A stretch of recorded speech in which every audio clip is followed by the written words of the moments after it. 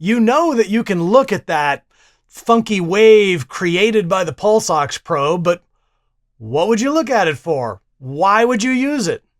We'll talk about it on this episode of One for the Road.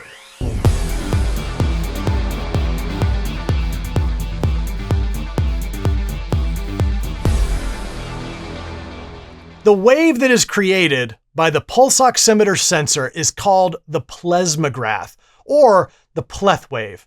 And it has several different uses that you may or may not be aware of that can be beneficial to you in the course of care. Nice, pretty pleth waves are upright and they're uniform, and they have a peak and a little notch on the way down. It's called the dichrotic notch. The first and most obvious reason to look at the pleth wave is because when you have a nice, thick, uniform pleth wave, it indicates that there is enough perfusion present underneath the sensor to get a quality pulse ox reading. So if you're searching for the right finger and you're trying it out on different hands or a different angle, trying to get that consistent number on your pulse ox, the pleth is a good guide. It means that the sensor is seeing circulation under the skin and you can trust its reading. It also makes a good indicator of circulatory perfusion in injured limbs.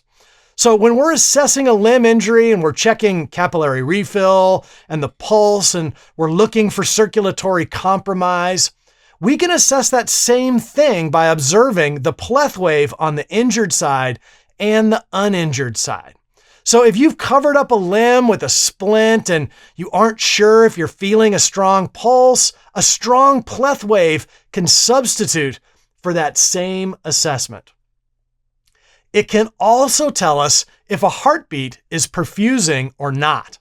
So if you're ever looking at a funky pace rhythm or something that's wide and it changes in morphology, or there's lots of ectopy and you're wondering how much of that rhythm is perfusing and how many of those heartbeats are perfusing beats, we'll wonder no more.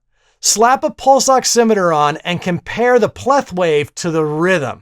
It's a good indicator of just how much circulation is being driven by each one of those funky beats on your monitor.